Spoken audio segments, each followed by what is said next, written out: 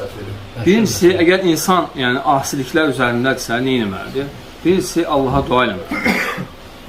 Dua eləməlidir ki, Allahım mənim qəlbimi təmizlə.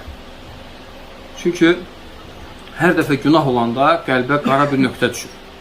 Necə hədisdə gəlir ki, yəni Adəm övladı hər dəfə günah edəndə qəlbinə qara bir nöqtə düşür. Qara, o qəlb artıq günahlardan qapqara olur.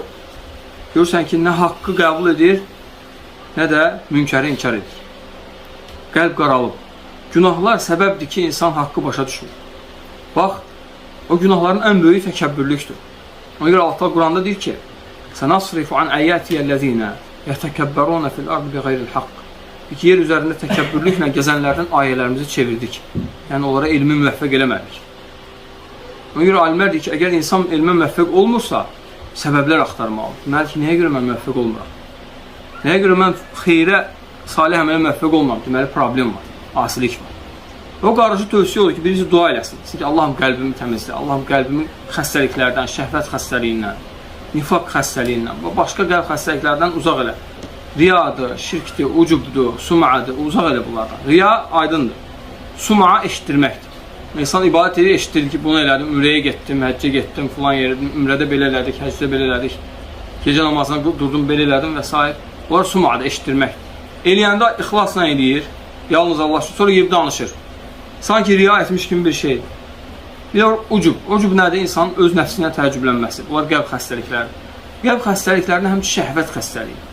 Elə insan var ki, şəhvətdən ayrıla bilmir.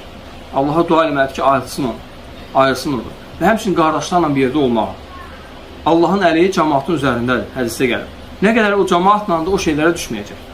Çünki cəmaat imanın qalxmasının səbəblərindəndir.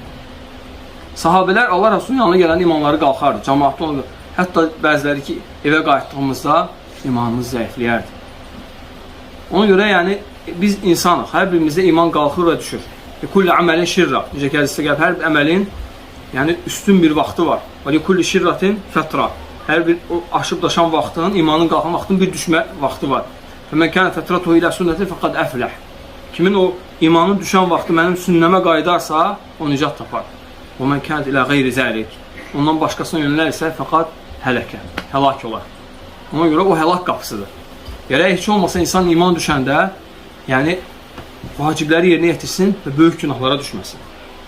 Tövhidin təhqiqinin əsas iki şeydir də, vacibləri yerinə yetirmək, oyuna düşən və böyük günahlardan çəkinmək. Və üçüncü nə idi?